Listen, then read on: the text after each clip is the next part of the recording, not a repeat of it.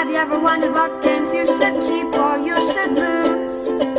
Find out here at Purge Reviews. Hit Zero. This is a game I've gone back and forth on for a long time. One, it's a zombie game, and I do tend to like zombie games. This is a Martin Wallace game, and Martin Wallace this is not the type of games that you think he would design. It's very far out of what he normally designs. It almost feels like a Richard Lanius game to me. And it isn't. It's a Martin Wallace game, and that is fun, that he would do something out of his wheelhouse and do something like this. And it's one of my favorite designs from him, to be honest. It's just a light little fun game. I think he knocked this one out of the park for what he's normally trying to do. This one does rely heavily on rolls of the dice. There are ways to mitigate those dice through getting more adrenaline or getting more guns and stuff like that, which is very cool. That's all you want in a dice game, right? Ways to mitigate it. It's a pretty straightforward game. There is a little auction that goes on, and that's pretty neat, how you're giving up your resources that you need, but you want to take a certain set of cards, and that all plays into the game pretty well. It's a fun little romp. Now, there is some player elimination in it, but the game doesn't last too long. It's one of those games you can't take too seriously. It's just a fun little filler game that also has a pretty good solo mechanism in it. So if you like solo games, I do find myself playing through the solo, although I kind of feel like I nerf it a little bit, that there are certain aspects of it that just seem like better ways to go in the solo game. I'm not going to talk about that because I don't want to talk strategy or ruin your experience with it, but I do feel like there's an optimal path sometimes to get to the end of the solo and to do fairly well. That aside, I can't finish this review without talking about the look of the game.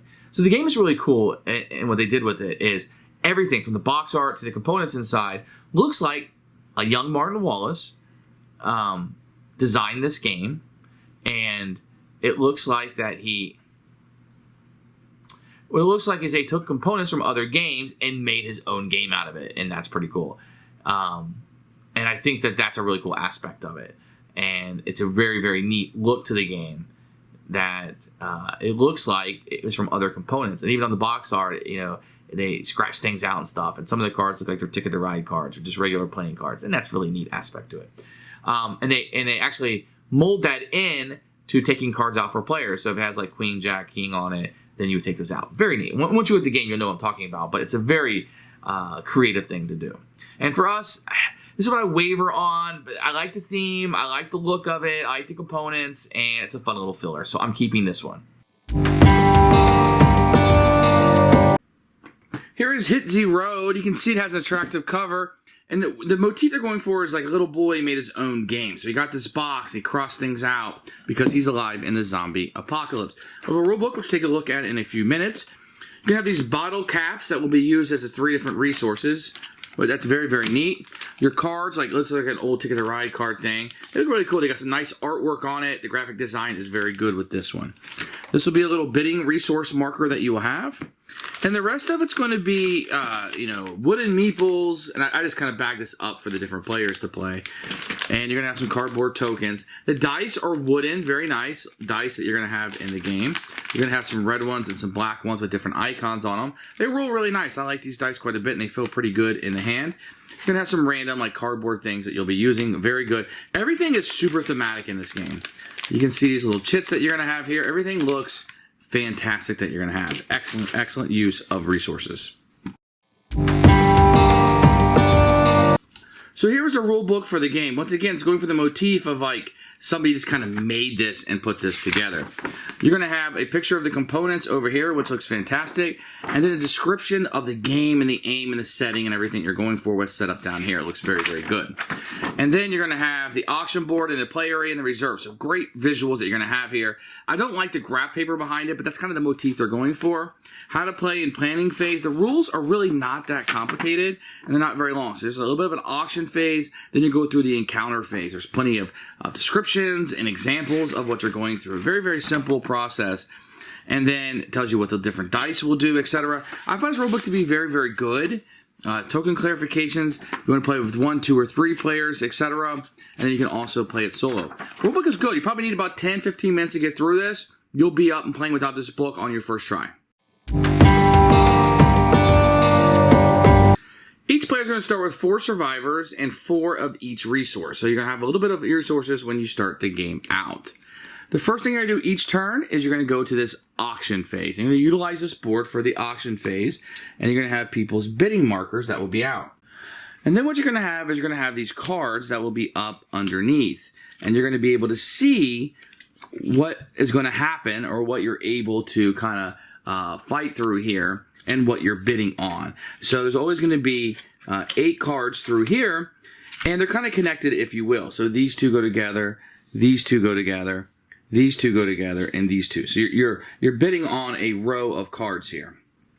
So what's going to happen here is you're going to bid based on how many resources you want to give up. So if red wants to bid 2, he will go there. Maybe green will jump up to 4. Maybe blue wants to go to 3. Now, if red passes, he'll go last, but he'll only give up 2 resources. Let's say he wants to go a little higher, so he'll give up 6 resources. Once everybody passes, then you'll be able to choose what cards you're going to get. So red would give up 6 resources, any resources that he wanted from his pile. And then he can choose which of these cards that he wants to do. Remember, you can't choose one of this. It has to be either this one, or this pair, or this pair, or this pair. And each of them are going to do something different. So this one right here will give you 2 bullets, icons, give you 1 victory point, and you get an extra survivors. That's pretty good. This one will allow you to take this token. You're going to get 1 resource of adrenaline and 2 victory points at the end. Now, in the first round, these cards are going to have different backs. The first set are going to be a lot of just getting information. But you can see, once you get to the third one, you're going to have a lot more things to attack down here. You're going to have zombies that are going to pop up.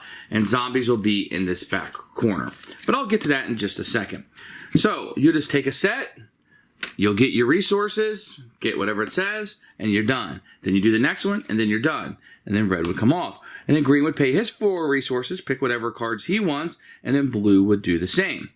Once you have your cards, then you will go into combat phase. I'm going to show you what combat phase is. So if you look right here, it'll say 5 zombies will come out. So I'm going to have 5 zombies. Now, before we get into combat, I can give up as many of these bullets as I want, but each bullet will give me 2 dice to roll. So in this case, I'm going to spend my 2 bullets, and I'm going to get 4 dice. Now on these dice, I only kill zombies on a hit. Nothing else matters. So in this case, I roll 2. So I would immediately kill 2 zombies. Boom. They're goners. Then I would go into melee. Now with melee, I'm going to count up how many survivors I have. I have 4, which means I'm going to roll 4 dice. That's a coincidence, but I have 4 dice. And I'm going to roll these. Now, what I have on the sides matters. So this would mean I would kill a zombie. In this case, I roll 3 of them. 3 of these zombies would be killed immediately. If I have a skull and it has lightning on it, I've been bitten and will die a death, or I have to spin an adrenaline. So I would either die, but if I spin an adrenaline, I don't die. So that's going to work.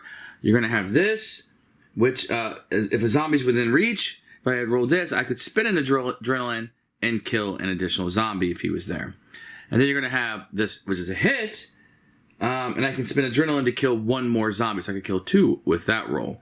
So those are going to be the different sides, and there's going to be a blink side on it also. So that's kind of how that is going to work.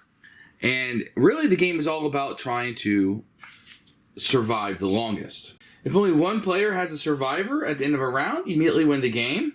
If there are no survivors at the end of an encounter, nobody wins. So it's a possibility of nobody winning.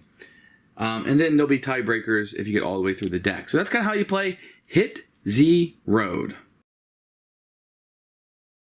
Who should buy this game? The solo game is okay. I think for solo gamers, I think this is one that it's more like a multiplayer game, and it has a solo attached. So if you want to play it solo, you definitely can. It's more of a time waster than anything. For a multiplayer, it's a family game. You can play with your gamer friends. More of a filler type game than something you're going to generate the whole night. So, maybe you want to play a game of this before you play Zombicide or something, or another zombie-related game. Very fun game. It's roll your dice, see what happens, mitigate the dice type game. Nothing remotely new here, but still a fun experience. And that is Hit Z Road.